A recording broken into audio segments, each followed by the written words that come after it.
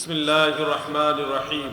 কুল ইন্নামা আনা বাশারুম মিসলুকুম ইউহা ইলাইয়া আন্নামা ইলাহুকুম ইলাহু ওয়াহিদ। এটা হলো প্রথম দিকদর্শ। এখানে আল্লাহ তাআলা একটা নির্দেশ দিয়েছেন, আদেশ দিয়েছেন। কুল কালা ইয়াকুলু, এই গর্দানে কাওয়ালা ইয়াকুলু, এটা তালিল হয়ে কালা ইয়াকুলু হয়েছে। এটার আমরে হাজির মারুফ হলো কুল। বাংলা অর্থ হলো আপনি বলুন। এই বলার নির্দেশটা শুধুমাত্র একজন ব্যক্তির প্রতি আল্লাহ তাআলা করেছেন। যদি সব মানুষের প্রতি এই আদেশটা আল্লাহ তাআলা রাখতেন তাহলে শুধু কুল বলতেন না, বলতেন কুলু, তোমরা সবাই বলো। এখানে আদেশটা শুধুমাত্র একজনকে দেওয়া হয়েছে, কুল, একজন, শুধু আপনি বলুন। ইন্নামা, এখানে আবার হসর করা হয়েছে। তো এই যে একজনকে আদেশ করা হয়েছে যে আপনিই বলুন, শুধুমাত্র আপনিই বলুন। এই আপনি বলতে আমাদের দয়াল নবীজিকে আল্লাহ তাআলা ইন্ডিকেট করে বললেন, বন্ধু আমার নবী গো, শুধুমাত্র আপনি বলুন। ইন্নামা আনা বাশারুম মিসলুকুম, দুনিয়ার মানুষেরা রে, নিশ্চয় আমি তোমাদের মতো মানুষ। এই কথাটা একটু ভালোভাবে খেয়াল করবেন। আমি তোমাদের মতো মানুষ, এই কথাটা বলার জন্য আল্লাহ তাআলা নবীজিকে আদেশ দিচ্ছেন। কেন দিচ্ছেন? নবীজি একজন মানব রূপে দুনিয়াতে রাসূল হয়ে এসেছেন, এটা তো নবীজিও জানেন, দুনিয়ার মানুষেরাও জানে। এরপরও নবীজিকে এই কথাটা বলার জন্য স্পেশাল আদেশ আল্লাহ তাআলা কেন দিলেন? প্রিয় ভাই আমার, এই জমিনে যত নবী রাসূল এসেছে, প্রত্যেক নবী রাসূলের আলাদা আলাদা মুজিজা ছিল, আলাদা আলাদা স্পেশাল অলৌকিক পাওয়ার ছিল। যেমন মূসা নবীর হাতে লাঠি ছিল, ওই লাঠি হাত থেকে ফেলে দিলে বিশাল বড় সাপ হয়ে যেত। ওই লাঠি দিয়ে সাগরের পানির মধ্যে আঘাত করলে পানি দুই ভাগ হয়ে যেত, মাঝখান দিয়ে রাস্তা হয়ে যেত। মূসা নবীর লাঠির স্পেশাল পাওয়ার ছিল এটা। দাউদ নবীর কণ্ঠ ছিল এত সুন্দর, এটা ওনার মুজিজা যে মানুষ ওনার কণ্ঠের আওয়াজে জবর কিতাবের তেলাওয়াত শুনতে আসতো। এমনকি পশু পাখিরা, ওই পানির মাছ, এরা পর্যন্ত দাউদ নবীর কণ্ঠ শোনার জন্য তীরে চলে আসতো। এক এক নবীকে এক একটা মুজিজা আমার আল্লাহ দিয়েছিল, কিন্তু আমাদের নবীকে আল্লাহ এত মুজিজা দিয়েছেন, এত অলৌকিক পাওয়ার দিয়েছেন যে নবীজির আঙ্গুল মুবারক দ্বারা ইশারা করার পরে আসমানের চন্দ্র দ্বিখণ্ডিত হয়ে যায়। আল্লাহর হাবিবের আঙ্গুল মুবারক খালি প্লেট বা মশক অথবা পাত্রের বরাবর ধরলে ওখানে জান্নাতি পানির নহর জারি হয়ে সেই পাত্র ভরে যেত। শত শত হাজার হাজার মানুষ আমার দয়াল নবীজির আঙ্গুল মুবারকের অগ্রভাগ দিয়ে বের হওয়া সেই পানি দিয়ে ওযু করত, গোসল করত, যার যার পিপাসা নিবারণ করত। এমনকি পশু পাখিদেরকেও সেই পানি পান করানোর পরে পর্যাপ্ত পরিমাণ পানি তারা সংগ্রহ করতে পারত। আমার দয়াল নবীর আঙ্গুল মুবারকে এই মুজিজা আমার আল্লাহ দিয়েছে গো। আল্লাহর হাবিবের নাসিকা মুবারকের মধ্যে এমন সুন্দর পাওয়ার আল্লাহ দিয়েছে, ওই নাসিকা মুবারক দ্বারা পৃথিবীর এই প্রান্ত থেকে ওই প্রান্তের ঘ্রাণ সমূহ নবীজি সংগ্রহ করতে পারতেন। আল্লাহর হাবিবের চোখ মুবারকের মধ্যে এমন মুজিজা আল্লাহ তাআলা দিয়েছে, আমার নবী সামনে যেমন দেখতেন পিছন দিকে তেমনই দেখতেন, দিনের আলোতে যেমন দেখতেন রাতের গভীর অন্ধকারে তেমনই দেখতেন গো। এক কথায় আমার দয়াল নবীজিকে আল্লাহ তাআলা এত পরিমাণ মুজিজা দিয়েছেন, অলৌকিক পাওয়ার দিয়েছেন। এই পাওয়ারের কারণে কিছু মক্কার কুফারেরা বলা বলি শুরু করেছে, মুহাম্মদ মানুষ না, সে অলৌকিক কিছু। আবার কিছু মানুষ বলা বলি শুরু করছে, মুহাম্মদ একেবারে আমাদের মতো একজন মানুষ। মিশ্র প্রতিক্রিয়া দেখা দিল। সেই সময়ে কিছু মানুষ আমার নবীজির এই অলৌকিক পাওয়ার গুলি দেখে দেখে নবীজির মানবত্ব, নবীজি বাশারিয়াতের সূরাতে দুনিয়াতে এসেছেন, এই বিষয়টা এক শ্রেণীর মানুষ অস্বীকার করার মতো হয়ে যাচ্ছে। তখন আল্লাহ তাআলা আমার নবীকে আদেশ দিলেন, বন্ধু কুল ইন্নামা আনা বাশারুম মিসলুকুম, ও আমার হাবিব আপনি বলে দিন আমি তোমাদের মতোই মানুষ। অর্থাৎ মানুষ এই দৃষ্টিভঙ্গি বিশ্বাসটা থাকলে তারা সবাই নবীজির কাছে আসবে, নবীর কথা শুনবে। আর যদি মনে করে নবীজি মানুষ না, নবী করিম সাল্লাল্লাহু আলাইহি সাল্লাম জিন কিংবা ফেরেশতা বা অন্য কিছু, তখন তারা ভয় পাবে বা নবীজির কথাটাকে গ্রহণ করতে চাইবে না। যেন নবীজির কাছে লোকেরা আসে, নবীজির কথা গ্রহণ করে নবী করিম সাল্লাল্লাহু আলাইহি সাল্লামের সোহবত লাভ করেন। এই জন্য আল্লাহ তাআলার তরফ থেকে স্পেশাল আদেশ, হে আমার হাবিব আপনি বলুন আমি তোমাদের মতোই মানুষ। এখানে একটা বিষয় খেয়াল করুন, আমাদের নবীজি সাল্লাল্লাহু আলাইহি ওয়াসাল্লাম এখানে বললেন যে আমি তোমাদের মতো মানুষ, কিন্তু আমরা হাদিসে মুতাওয়াতির দ্বারা জানতে পারি বহু সংখ্যক সাহাবায়ে কেরাম যারা বর্ণনা করেছেন বিভিন্ন আঙ্গিকে বিভিন্ন ঘটনার প্রেক্ষাপটে রাসূল করিম সাল্লাল্লাহু আলাইহি ওয়াসাল্লাম বারবার একটা কথাই বলেছেন, লাস্তু কাহাদিকুম, কোন কোন জায়গা আছে লাস্তু কাহাদি মিনকুম, কোন কোন জায়গা আছে আইয়ুকুম মিসলি, বিভিন্ন আলফাজে এই কথাটা আছে যে নবী করিম সাল্লাল্লাহু আলাইহি ওয়াসাল্লাম বারবার সাহাবায়ে কেরামকে বলেছে আমি তোমাদের মতো নই, আমি তোমাদের মধ্য হতে কারো মতো নই। অনেক সময় নবী এইভাবে বলতেন, তোমরা কে আছো আমার মতো, তার মানে আমার মতো তোমরা কেউ না। সহিহ বুখারীতে আমরা দেখি প্রিয় নবীজির সাহাবায়ে কেরাম তিনারাও বলতেন ক্বালু লাসনা কাহাইআতিকা ইয়া রাসূলুল্লাহ, ওগো নবীজি আমরা কোন সাহাবী আপনার মতো না। তাহলে কোরআনে বলছে আনা বাশারুম মিসলুকুম, আমি তোমাদের মতো মানুষ। আবার হাদিসে বলতেছে রাসূল পাক সাল্লাল্লাহু আলাইহি সাল্লাম নিজেই বললেন যে আমি তোমাদের মতো নই। তাহলে কোরআন এবং হাদিস একটা আরেকটার বিপরীতে দাঁড়িয়ে গেল। বাস্তবে কোরআন এবং হাদিস তো পরস্পর বিরোধী না, স্ববিরোধী নয়। তাহলে কেন এরকম আসলো? এক জায়গায় বলল যে আমি তোমাদের মতোই মানুষ, আবার আরেক জায়গায় নবীজি বললেন আমি তোমাদের মতো নই। এই দুই কথার মধ্যে একটা সত্য আর একটা মিথ্যা, এরকম তো হতে পারে না, দুইটাই সত্য। তাহলে বুঝতে হবে এখানে কিছু একটা রহস্য বা কোনো একটা কারণ লুকায়িত রয়েছে। প্রিয় যুবক ভাইয়েরা আমার, কোরআনের আয়াত অকাট্য কাতঈ, যেটা অস্বীকার করার কোনো সুযোগ নাই। এমনকি যে হাদিসটা আপনাদেরকে বললাম আইয়ুকুম মিসলি অথবা লাস্তু কাহাদিকুম অথবা লাস্তু কাহাদি মিনকুম, এই হাদিসটাও হাদিসে মুতাওয়াতির। হাদিসের অনেক ক্লাস আছে। এক ধরনের হাদিস হলো হাদিসে আহাদ, খবরে ওয়াহিদ বলা হয়, খবরে ওয়াহিদ। এরপরে হাদিসে মশহুর বা হাদিসে মাশহুরা, এই ধরনের আরেকটা ক্লাস আছে। আর 3 নম্বর সর্বোচ্চ ক্লাসটা হলো হাদিসে মুতাওয়াতির। তা এই 3টা ক্লাস, খবরে ওয়াহিদ গরীব হাদিস হতে পারে, আজিজ হতে পারে, আর মশহুর হাদিস খবরে ওয়াহিদের চেয়ে আরো একটু বড়। গরীব হাদিস মানে শুধুমাত্র সর্বকালেই একজন করে রাবী যে হাদিসটা বর্ণনা করে সেই হাদিসটাকে বলা হয় গরীব হাদিস। আর আজিজ হাদিস হলো যে হাদিসের প্রত্যেক যুগে 2 জন করে রাবী আছে, ওই হাদিসটাকে বলা হয় আজিজ।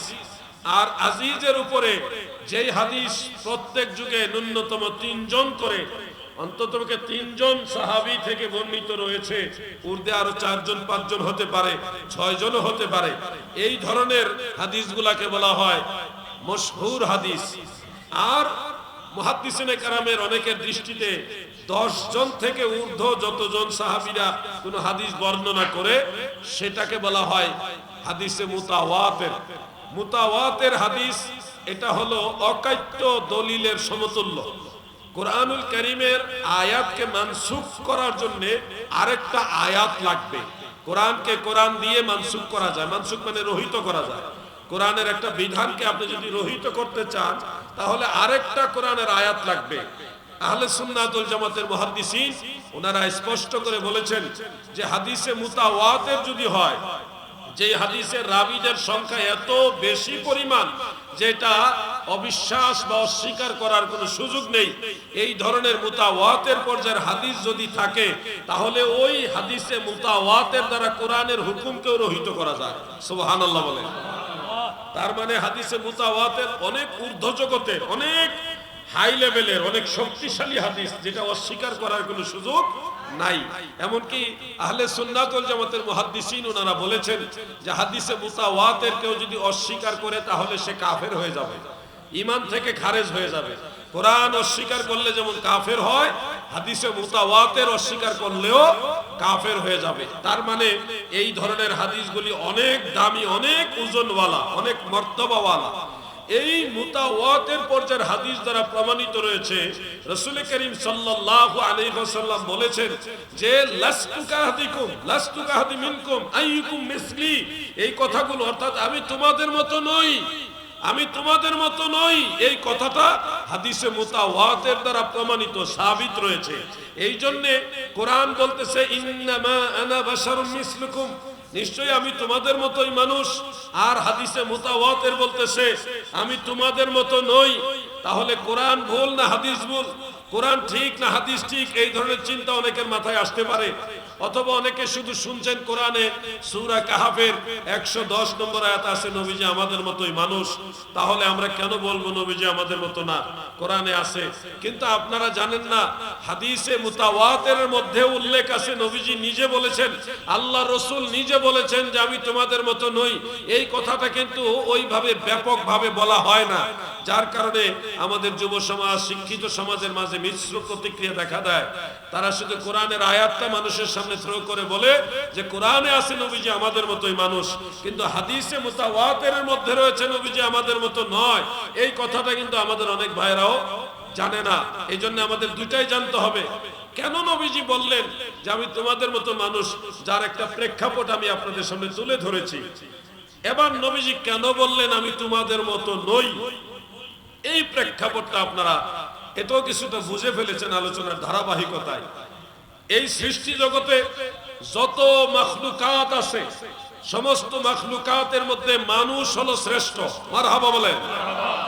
সমস্ত মানুষের চেয়ে সকল ধর্মের অথবা ধর্ম মানে না এমন নাস্তিক যারা আছে, সকল মানুষের চেয়ে একজন ইমানদারের মর্যাদা বেশি। সুবহানাল্লাহ বলেন।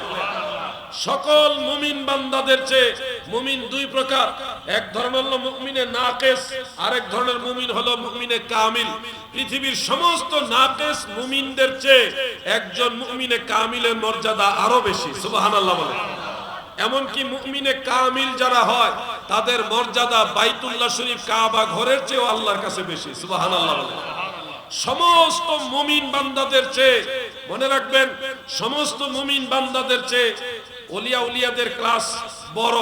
ওলিয়া উলিয়াদের টোটাল 27টা ক্লাস আছে, এক একটা ক্লাস এক একটার চেয়ে বড়, সম্মানিত, মর্যাদাবান। এই মর্যাদার অধিকারী হতে হতে একজন ওলি যখন সর্বোচ্চ মাকামের অধিকারী হয়, সেই মাকামটাকে বলা হয় গৌসুল আজম। গৌসুল আজম, যেমন হুজুর গৌসুস সাকালাইন শেখ সৈয়দ মুহিউদ্দিন আব্দুল কাদের জিলানী বাগদাদি আল হাসানি ওয়াল হুসাইনি রাদিয়াল্লাহু আনহু, তিনি হলেন গৌসুল আজম। আউলিয়া জগতে উনি সর্বশ্রেষ্ঠ একজন আউলিয়া। তো এই গৌসুল আজমের মাকাম হলো সমস্ত আউলিয়াদের চেয়ে বড় মাকাম। এবার আসেন গৌসুল আজমের মাকামের ঊর্ধ্বে একজন তাবিঈ এর মাকাম, যিনি তাবিঈ তিনি গৌসুল আজমের চেয়ে দামি। এই জন্য ইমাম আজম নুমান ইবনে সাবিত, ইমাম আবু হানিফা রাদিয়াল্লাহু আনহু তাবিঈ হওয়ার কারণে গৌসুল আজম যারা তাদের চেয়ে উনি বেশি সম্মানিত। মারহাবা বলেন। যত তাবিঈ আছে তাদের মধ্যে অনেক ক্লাস আছে, এর মধ্যে ফকিহ তবকার তাবিঈ যারা, তাদের মর্যাদা সকল নরমাল তাবিঈদের চাইতে বেশি। সমস্ত ফকিহ সহ সমস্ত তাবিঈদের চাইতে একজন আদনা দরজার সাহাবীর মর্যাদা অনেক বেশি। সুবহানাল্লাহ বলেন। সমস্ত সাধারণ সাহাবী যারা, তাদের চাইতে বড় আরো সাহাবী আছে। সব সাহাবী এক সমান মর্যাদার অধিকারী না। দাদু গো, হযরত আব্দুল্লাহ ইবনে মাসউদ রাদিয়াল্লাহু আনহু একজন ফকিহ তবকার সাহাবী, আর হযরত আবু হুরায়রা রাদিয়াল্লাহু আনহু তিনি ফকিহ তবকার সাহাবী না। এই জন্য দুইজনই সাহাবী রাসূল, কিন্তু দুইজনে এক সমান না। প্রিয় ভাই আমার, হযরত ওমর ফারুক রাদিয়াল্লাহু আনহু তিনিও রাসূল পাকের সাহাবী। আব্দুল্লাহ ইবনে মাসউদ তিনি ফকি তবকার সাহাবী, কিন্তু আব্দুল্লাহ ইবনে মাসউদ হযরত ওমরের সমান না, কারণ আব্দুল্লাহ ইবনে মাসউদ ফকি হইলেও খোলাফায়ে রাশিদিনের অন্তর্ভুক্ত না। হযরত ওমর ফারুক রাদিয়াল্লাহু আনহু খোলাফায়ে রাশিদিনের অন্তর্ভুক্ত। আমি আপনাদের বুঝাইতে চাচ্ছি সকল সাহাবীরাই নবীজির সাহাবী, কিন্তু সব সাহাবী এক সমান না। এই ক্লাসগুলি আপনাদের বুঝতে হবে। সাহাবীদের মধ্যে, সব সাহাবীদের মধ্যে খোলাফায়ে রাশিদিনের মর্যাদা হলে সবচেয়ে বড়। এর মধ্যে মাওলা আলী রাদিয়াল্লাহু আনহু আছে। খোলাফায়ে রাশিদিন সবচেয়ে দামি সাহাবী যারা, তাদের মধ্যে মাওলা আলী আছে, হযরত উসমান যুন্নুরাইন আছে, ওমর ফারুক আছে, হযরত আবু বকর সিদ্দিক রাদিয়াল্লাহু আনহুম তিনারা আছেন। তিনারা হলেন খোলাফায়ে রাশিদিন। ইমাম হুসাইন, ইমাম হাসান পাক রাদিয়াল্লাহু আনহু তিনিও কিন্তু খোলাফায়ে রাশিদিনের সদস্য। আমি আপনাদেরকে বলছি সাহাবীদের মধ্যে সর্বশ্রেষ্ঠ সাহাবী হলো খোলাফায়ে রাশিদিন। এই খোলাফায়ে রাশিদিন তো 5 জন, কারো কারো মতে আরো বেশি। এখন 5 জন এক সমান না। আলোচনা মনোযোগ না দিলে বুঝবেন না, এটা কঠিন আলোচনা। একেবারে মনোযোগ না দিলে দাদু বুঝবেন না। একেবারে খুব ভালোভাবে মনোযোগ দিয়ে শুনেন। খোলাফায়ে রাশিদিন 5 জন কিংবা ততোধিক, এই 5 জন তো এক সমান না। তাদের মধ্যে সাহাবায়ে কেরামের ইজমা হয়েছে খোলাফায়ে রাশিদিনদের মধ্যে সর্বশ্রেষ্ঠ মর্যাদার অধিকারী হলো শাইখাইন। হযরত আবু বকর সিদ্দিক হলো সর্বশ্রেষ্ঠ সাহাবী, এরপরে হযরত ওমর ফারুক, তারপর উসমান যুন্নুরাইন, তারপরে মাওলা আলী রাদিয়াল্লাহু আনহু। এই ধারাবাহিকতাটা আমাদের মনে রাখতে হবে। দাদু, সাহাবীদের মধ্যে কি ক্লাসিফিকেশন আমরা জানলাম। এর উপরে হলো, সমস্ত সাহাবীদের উপরে হলো, খোলাফায়ে রাশিদিন সহ সমস্ত সাহাবীদের উপরে হলো একজন একেবারে নবুয়তের মাকামে, যিনি একেবারে নিচের ক্লাসের নবী। মানে এটা বলাটা অশোভনীয়, আমি আপনাদের বোঝানোর জন্য শব্দটা প্রয়োগ করছি।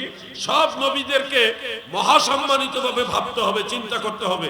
তো সবচেয়ে নবীদের মধ্যে 1,24,000 নবী, এর মধ্যে মর্যাদায় যিনারা অন্য নবীদের চেয়ে মর্যাদায় কম রয়েছেন, তাদের মর্যাদা সমস্ত সাহাবীদের চাইতেও বেশি।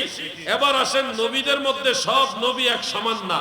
নবীদের মধ্যে রাসূল আছে, রাসূলদের মর্যাদা নবুয়তের মাকামের চেয়ে বড়, রিসালাতের মাকামের চেয়ে রাহমাতুল লিল আলামিনের হাবিবুল্লাহর মাকাম আরো বড়। সব নবী এক না। যেমন হযরত আদম আলাইহিস সালাম, তিনি হলেন আবুল বাশার, মানব জাতির পিতা। হযরত ইব্রাহিম খলিলুল্লাহ, তিনি নবী এবং রাসূল। তিনি আবুল বাশার না, তবে আবুল আম্বিয়া, সব নবীদের বাবা। সুবহানাল্লাহ বলেন। এরপরে হযরত শুআইব আলাইহিস সালামকে আল্লাহ লকব দিয়েছে খাতিবুল আম্বিয়া। নবীদের মধ্যে সুন্দর ভাষায় আমাদের নবী ব্যতীত অন্য সকল নবীদের মধ্যে সবচেয়ে প্রাঞ্জল এবং সুন্দর ভাষায় বক্তব্য দিতেন হযরত শুআইব আলাইহিস সালাম। এই জন্য ওনাকে বলা হয় খাতিবুল আম্বিয়া। দাদু গো, এই জগতে আমার আল্লাহ কত সুন্দর সুন্দর মহান মর্যাদা দিয়ে নবুয়ত, রিসালাত, এই মাকামগুলি, এই স্তরগুলি সাজিয়েছেন। আমার আল্লাহ আমাদের নবীকে বানাইছেন আবুল আরওয়াহ। সৃষ্টি জগতে যত রূহ আছে, সমস্ত রূহের বাবা হলো মুহাম্মাদুর রাসূলুল্লাহ সাল্লাল্লাহু আলাইহি ওয়াসাল্লাম। আল্লাহুম্মা সাল্লি আলা সাইয়্যিদিনা মাওলানা মুহাম্মদ ওয়া আলা আলি সাইয়্যিদিনা মাওলানা মুহাম্মদ। আল্লাহুম্মা সাল্লি আলা মারহাবা সাইয়্যিদিনা মাওলানা মুহাম্মদ ওয়া আলা আলি सैयदीना मौलाना मुहम्मद। मेरा दिल फिदा हो बेज़ौक़े मुहम्मद, ना दिल से जुदा हो ये ज़ौक़े मुहम्मद। अल्लाहुम्मा सल्ली अला मरहबा मुहम्मद वाला आले सय्यदीना ভাইরা গভীর মনোযোগ। ধারাবাহিক সিরিয়ালগুলি সবার হয়তো মনে থাকবে না, কিন্তু যতটুকু সম্ভব মনে রাখেন। কম বেশ করতে গিয়ে অনেক সময় যদি বেশ কম করে ফেলেন, দেখা গেছে আমাদের একজন বক্তা তিনি একবার বলে ফেলেছেন যারা আহলে বাইতে রাসূল তাদের মর্যাদা নবীদের চেয়ে বড়। তো এই জুসে হুশ হারাই ফেললে কিন্তু আমও যাবে সালাও যাবে। আহলে বাইতে রাসূল নিঃসন্দেহে মহা সম্মানিত, কিন্তু নবীদের সমান না। নবুয়তের মাকাম আরো ঊর্ধ্বে, নবুয়তের মাকামের চেয়ে রিসালতের মাকাম আরো ঊর্ধ্বে, রিসালতের মাকামের চেয়ে হাবিবুল্লাহ আমাদের দয়াল নবীর মাকাম সবার ঊর্ধ্বে। সুবহানাল্লাহ। আল্লাহর পরে সৃষ্টি জগতে সবচেয়ে বড় মাকামের অধিকারী হলো মুহাম্মাদুর রাসূলুল্লাহ সাল্লাল্লাহু আলাইহি ওয়াসাল্লাম। এই সবগুলি কথা বলার পিছনে আমার মূল উদ্দেশ্য হলো যে দেখেন, ইন্নামা আনা বাশারুন মিসলুকুম। আপনি যদিও কোরআন পড়ছেন, অনুবাদ পড়ছেন, দেখছেন যে নবী করিম সাল্লাল্লাহু আলাইহি ওয়াসাল্লাম বলেছেন আমি তোমাদের মতো মানুষ। দেখেন, আমার নবীজি বলা এইটাকে আপনি দলিল হিসেবে যদি নেন, তাহলে আপনি তো সলিমউদ্দিন কলিমউদ্দিন। আপনার চেয়ে দামি কারা? যারা মুমিনে কামেল তারা। তাদের চেয়ে দামি কারা? ওলিয়া উলিয়ারা। ওলিদের মধ্যে সবচেয়ে দামি হলো গৌসুল আজম যিনি, তিনি। এর উপরে দামি হলো তাবিঈ যারা, তারা। এর উপরে তাবিঈদেরও ক্লাস আছে, সবাই এক না। এর উপরে সাহাবিয়াতের মাকাম, সাহাবীদের মধ্যে ক্লাস আছে, সব সাহাবী এক না। উপরের দিকগুলি বলার উদ্দেশ্য হলো নবীজি বললেন আমি তোমাদের মতো মানুষ, মানে আপনাদের আমাদের দিকে নিসবত করে যদি এই কথাটা নেন, তাহলে আমাদের নবী যদি আমাদের মতো হয়, তাহলে আমাদের উপরও তো কত কত মাকাম, নবুয়তের মাকাম, রিসালতের মাকাম, এরপরে হলো মদিনাওয়ালার মাকাম। তাহলে কোন দৃষ্টিতে যার মাকাম সব নবী রাসূলদের উপরে, যার মাকাম আল্লাহর পরে সৃষ্টি জগতে সবচেয়ে উপরে, সেই নবীকে আপনি যদি আবেগে বলে ফেলেন বা জুসে আপনি বলেন যে আমাদের মতোই, তাহলে আমার মনে হয় বড় ধরনের ভুল করে ফেলবেন। তাহলে আপনি বলবেন যে আল্লাহ রাসূল কেন বললেন আমি তোমাদের মতোই মানুষ? এইটুকু বোঝার জন্য অনেক বেশি কিতাব পড়া লাগে না। এই যে একটা কিতাব আল্লাহ দিয়েছে জ্ঞান, এটা একটু খাটান। হযরত আদম আলাইহিস সালাম দোয়া করেছেন কখন? যে জান্নাত থেকে যখন তিনাদের দুইজনকে আল্লাহ তাআলা জমিনে পাঠিয়ে দিলেন, 350 বছর জমিনে কাঁদলেন। কাঁদার পরে তিনি হযরত আদম আলাইহিস সালাম বলেন রাফা'তু রাসি ওয়া রাআইতু কাওয়াইমাল আরশ মাকতুবান ফিহি লা ইলাহা ইল্লাল্লাহু মুহাম্মাদুর রাসূলুল্লাহ। আমি আসমানের দিকে মাথা উঁচু করে আল্লাহর আরশে আজিমের প্রতিটি খুঁটি দেখলাম, সেখানে লেখা রয়েছে আমার দয়াল নবীজির কালেমা শরীফ, এক লাইনে লেখা। সুবহানাল্লাহ, সুবহানাল্লাহ। এরপরে আদম নবী দোয়া করেছে আল্লাহুম্মা ইন্নী আসআলুকা বিহাক্কি মুহাম্মাদিন আন তাগফিরলি ইয়া রাব্বি, হে আমার রব, সেই হক নবী মুহাম্মদ মুস্তাফার উসিলা আপনার কাছে প্রার্থনা করছি আপনি ক্ষমা করে দেন। আল্লাহ তাআলা বললেন তুমি কিভাবে চিনলে? আদম নবী বলে আল্লাহ আমাকে যখন আপনি সৃষ্টি করেছেন আমি দেখেছি আপনার নামের সাথে এই নাম লেখা, নিশ্চয় আপনার মাহবুব। তখন আল্লাহ বলেন কাদ সাদাকতা ইয়া আদম, হে আদম তুমি সত্য বলেছো। ওয়ালাউলা মুহাম্মাদুন মা খালাকতুকা, আমি যদি আমার হাবিবুল্লাহকে সৃষ্টি না করতাম তাহলে তুমি আদমকেও সৃষ্টি করতাম না। সুবহানাল্লাহ বলেন।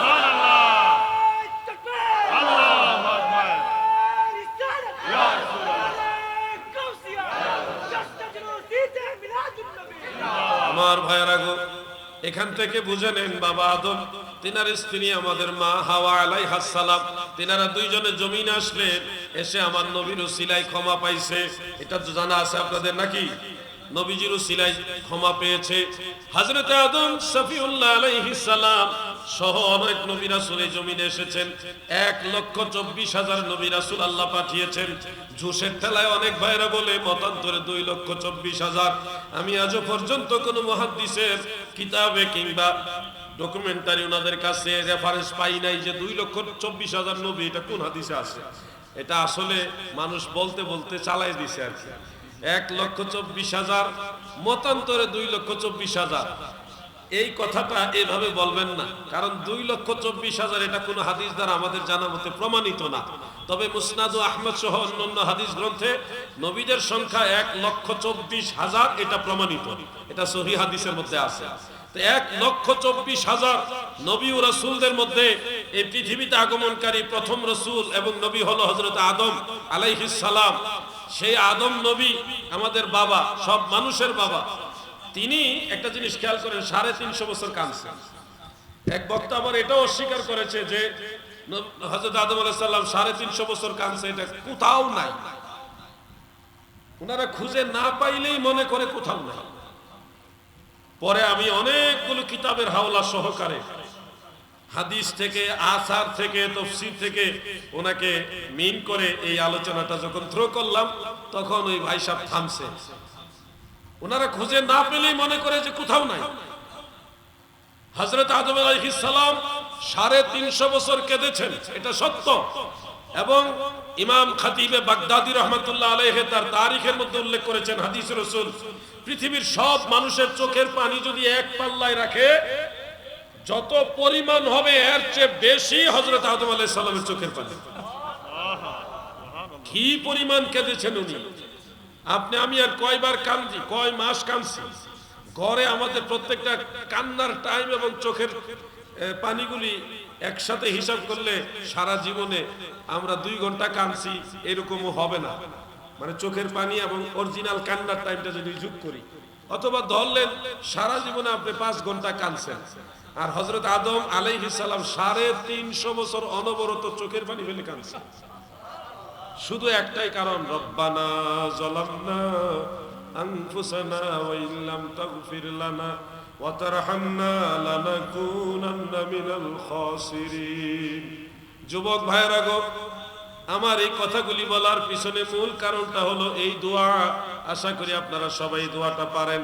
রব্বানা যালামনা আনফুসানা, এই যে কথাটা খেয়াল করেন, রব্বানা, ওগো আমাদের রব, যালামনা, আমরা জুলুম করেছি, আনফুসানা, আমাদের নিজেদের নফসের উপরে জুলুম করেছি। এই কথাটা বাবা আদম আলাইহিস সালাম নিজে বলেছেন, কোরআন এবং হাদিস দ্বারা প্রমাণিত। এখন আল্লাহর নবী এবং রাসূল হযরত আদম তিনি নিজেই বলেছেন আমরা জুলুম করেছি। তো আপনারা যদি এটা দলিল কোট করে বলেন যে আদম নবী জালিম ছিল, তাহলে আপনাদের ঈমানই থাকবে না, ঈমান হারা হয়ে যাবে। অথচ আদম নবী কথাটা বলেছেন, কোরআনেও আছে, হাদিসও আছে। হযরত ইউনূস আলাইহিস সালামকে যখন সমুদ্রে বা সাগরে ফেলে দেওয়া হলো, মাছে গিলে ফেললেন, তখন তিনি একটা দোয়া পড়েছিলেন, যেটা আমরাও পড়ি বিপদে পড়লে, মুসিবতে পড়লে, লা ইলাহা ইল্লা আনতা সুবহানাকা ইন্নী কুনতু মিনাজ জালিমিন। এই যে মিনাজ জালিমিন বলছেন, এটার অর্থ কি জানেননি? যে অবশ্যই আমি জালিমদের অন্তর্ভুক্ত হয়ে গেছি। এখন হযরতে নবিউল্লাহ ইউনূস আলাইহিস সালাম তিনি তো বললেন যে আমি জালিমদের অন্তর্ভুক্ত হয়ে গেছি। এটাকে দলিল কোট করে আপনিও যদি বলেন ইউনূস নবী জালিম ছিল, তাহলে আপনার ঈমানই থাকবে না, আপনি ঈমান থেকে বের হয়ে যাবেন। কোন নবীকে জালিম বলার সুযোগ নাই। তাহলে প্রশ্ন দাঁড়াচ্ছে, হযরত আদমও বলেছে রব্বানা যালামনা, উনি তো বলছে আমরা জুলুম করেছি। ইউনূস নবীও বলেছে মিনাজ জালিমিন, ইন্নী কুনতু মিনাজ জালিমিন, আমি জালিমদের অন্তর্ভুক্ত হয়ে গেছি। উনারা নিজেরাই কথা বললেন, আমরা কেন বলতে পারবো না? উনারা বললে কোনো অসুবিধা হয় না, আমরা বললে একেবারে কাফের হয়ে যাব কেন? বেশকমটা বোঝার জন্য অনেক বেশি কিতাব পড়া লাগবে না, একটু ভালোভাবে খেয়াল করেন। এটা ওনাদের একটা নম্রতা, একটা বিনয়, নমনীয়তা। আপনাদের এলাকায় একজন বড় মাপের শেখ আসলো, একজন বুজুর্গ আল্লাহর ওলি আওলাদে রাসূল আসলো, এসে বলল যে এই জমিনে আসমানের নিচে আমার মতো গুনাহগার আর কেউ নাই, আমার মতো পাপী আর কেউ নাই। আওলাদে রাসূল সৈয়দ আল্লামা তাহের শাহ মাদ্দাজিল্লাহুল আলী হুজুর সেই কথাটা বলল যে আমার মতো গুনাহগার এই জমিনের উপরে আর কেউ নাই। এই কথাটা উনি বলতেই পারে, কিন্তু এই কথাটা কোট করে দলিল বানিয়ে আপনিও যদি বলেন আওলাদে রাসূল সৈয়দ তাহের শাহ মাদ্দাজিল্লাহুল আলী হুজুর উনি নিজেই বলেছে সবচেয়ে বড় গুনাহগার, অথবা উনি সবচেয়ে বড় পাপিষ্ঠ, এই কথাটা বলা আমাদের জন্য কি শোভা পাবে? আমাদের জবানে এটা মানাবে? কিন্তু উনি বললে মানাবে। উনার এই কথাটা উনার মুখে মানায়, আমাদের মুখে মানায় না। আদম নবী বলেছে রব্বানা যালামনা, আল্লাহ আমি জুলুম করেছি, এটা আদম নবীর জবানে মানায়, আমাদের জবানে মানায় না। হযরতে নবিউল্লাহ ইউনূস আলাইহিস সালাম বলেছেন ইন্নী কুনতু মিনাজ জালিমিন, আমি জালিমদের অন্তর্ভুক্ত হয়ে গেছি। এটা ইউনূস নবীর জবানে মানায়, কিন্তু আমাদের জবানে উনাকে মিন করে বললে মানাবে না। আমার নবীও বলেছে ইন্নামা আনা বাশারুম মিসলুকুম, নিশ্চয় আমি তোমাদের মতো মানুষ। এটা নবীজি নিজের ব্যাপারে বললে নবীজির জবান মুবারকে মানায়, কিন্তু নবীজিকে মিন করে আমরাও যদি বলি তিনি আমাদের মতোই মানুষ, তখন আমাদের জবান এটা মানাবে। বিষয়টা কি ক্লিয়ার হয়েছে? কিন্তু আমাদের আকীদা হিসেবে জানবো রাসূল করিম সাল্লাল্লাহু আলাইহি সাল্লাম বাশার হিসেবে বেমিসাল বেনজির বাশার হিসেবে নবীজি শুভাগমন করেছেন, কিন্তু আমাদের মতো বলার কোনো সুযোগ। আল্লাহুম্মা সাল্লি আলা সাইয়্যিদিনা মাওলানা মুহাম্মদ ওয়া আলা আলি সাইয়্যিদিনা মাওলানা মুহাম্মদ। তোমাকে পাইল যারা অনবী ধন্য তাদের জীবনে, ভয় নাই তাদের কোনো কালে, ভয় নাই তাদের মরণে। আল্লাহুম্মা সাল্লি আলা সাইয়্যিদিনা মাওলানা মুহাম্মদ ওয়া আলা আলি সাইয়্যিদিনা মাওলানা মুহাম্মদ। প্রিয় ভাইরা আমার, তাহলে আমরা বিষয়টা বুঝলাম। কুল ইন্নামা আনা বাশারুম মিসলুকুম, নবী গো আপনি বলুন আমি তোমাদের মতো মানুষ। এই যে আল্লাহ তাআলা বললেন কুল, শুধু আপনি বলুন, মানে নবীজি বললে এটা মানাবে। আল্লাহ তাআলার এই কুল বলার পিছনে হাকিকত, যেটা তোমরা সবাই বললে মানাবে না। আর আমার হাবিব যদি বলে নবীর জবান এটা মানাবে, তোমাদের সবার জবানে মানাবে না, বিধায় আমি আল্লাহ শুধু নবীজিকে আদেশ দিয়েছি। হাকিকত এটা। কিছু ভাইয়েরা আবার এখানে একটু এক লাইন বেশি বুঝদারি করবে, তারা বলবে তাহলে সূরা ইখলাসের মধ্যেও তো আছে কুল কুল হুয়াল্লাহু আহাদ, আল্লাহর একত্ববাদের বিষয়টা কি শুধু নবীজি বলবে? দেখে আমাদের জবানে মানাবে না, এটা পেশ মারবে। ভাই এই পেশটা বোঝার জন্য তোমার সামান্য জ্ঞান আহরণ করতে হবে। আল্লাহর একত্ববাদ বা আল্লাহ আছেন, এটার সবচেয়ে বড় সাক্ষী হলো মুহাম্মদুর রাসূলুল্লাহ। কারণ আল্লাহকে দেখেছেন যিনি, তিনি আমার দয়াল নবী। আমরা কেউ আল্লাহকে দেখিনি, চর্মচক্ষু দ্বারা কোনো নবীও আল্লাহকে দেখেননি, আমাদের নবী শুধু দেখেছেন। চর্মচক্ষু দ্বারা একমাত্র আল্লাহ তাআলাকে দেখেছেন আমার নবীজি। হযরত আদম থেকে ঈসা পর্যন্ত কোন নবী কোন রাসূল কেউ আমার আল্লাহ তাআলাকে চর্মচক্ষু দ্বারা দেখে নাই। তার মানে বোঝা যাচ্ছে আল্লাহ তাআলার অস্তিত্বের অনেক প্রমাণ শাহিদ সাক্ষী রয়েছে, কিন্তু সবচেয়ে বড় প্রমাণ দলিল হলো মুহাম্মাদুর রাসূলুল্লাহ সাল্লাল্লাহু আলাইহি সাল্লাম। এইজন্য নবীজি যখন বলবে তখন এটা দলিল হবে যে আমি বলছি, মানে নবীজির বলাটা হলো দলিল। আল্লাহ আছে, এটার সবচেয়ে বড় দলিল হলো মুহাম্মাদুর রাসূলুল্লাহ সাল্লাল্লাহু আলাইহি ওয়াসাল্লাম। এইখানে কুল বলার মূল উদ্দেশ্য হলো এটা। যেমন আমি ওনাকে নিয়ে যদি কোথাও যাই, দুইজনে মিলে একটা ঘটনা দেখলাম গুরুত্বপূর্ণ একটা ঘটনা, বা তারপরে দুইজনে আমরা এখানে চলে আসলাম, আসার পরে ওইখানে যে ঘটনাটা ঘটছে এটা এখানে আলোচনা ওঠার পরে আমি বলতেছি আমি তো দূরের মানুষ, আমার কথাটা আপনাদের বিশ্বাস হইতেও পারে, একটু সন্দেহ থাকতে পারে। তখন আমি বলতেছি যে মুরব্বী মনোয়ার সাহেব আপনি বলেন কথাটা ঠিক কিনা। তখন উনি যখন বলবে উনি আপনার এলাকার লোক, তখন এই বিষয়টা আপনাদের ভিতরে একটা আলাদা তাসির বিরাজ করবে। এই আপনার এলাকার মুরব্বী, উনিও বলছে জিহাদি সাহেব যে কথা বলছে, যা দেখছে আমাদের মুরব্বীও একই কথা বলতেছে, তার মানে এটা ঠিক। বিষয়টা আমি তুলনা দেওয়ার জন্য বলছি না, বুঝানোর জন্য বলছি। নিঃসন্দেহে সমস্ত নবী রাসূল সহ অন্যান্য শাহিদ আল্লাহর যে সাক্ষী, এগুলি সঠিক যথার্থ যথাযথ, কিন্তু আল্লাহর হাবিব রাহমাতুল লিল আলামিন আমাদের দয়াল নবী আল্লাহ তাআলাকে সরাসরি দেখেছেন।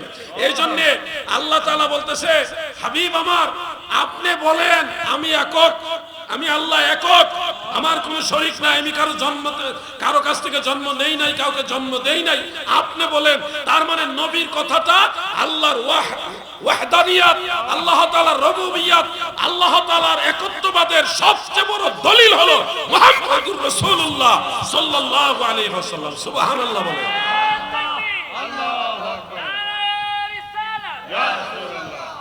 এইজন্য ওই আয়াতের কুল আর এই আয়াতের কুল এক অর্থ দেয় না।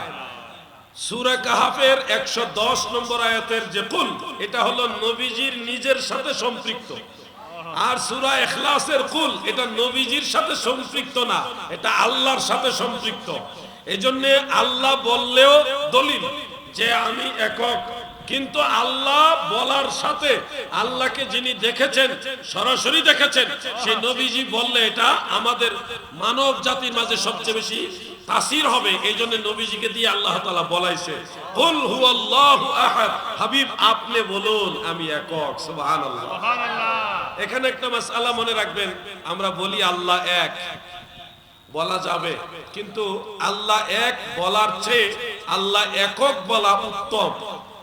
কারণ এক ভাগ হয়, অর্ধেক করা যায়, 1/3 করা যায়, কোয়ার্টার করা যায়, বিভিন্ন ভাগে ভগ্নাংশ করা যায়, একের ভাগ হয়।